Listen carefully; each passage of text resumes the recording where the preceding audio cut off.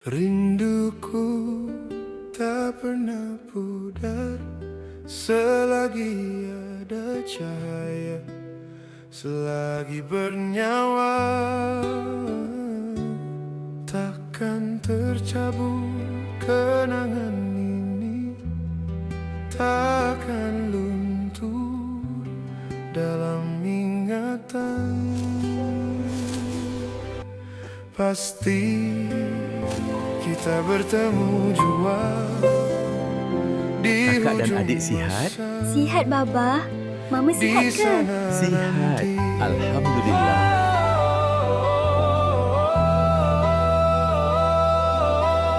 Kirim salam kat Mama. InsyaAllah.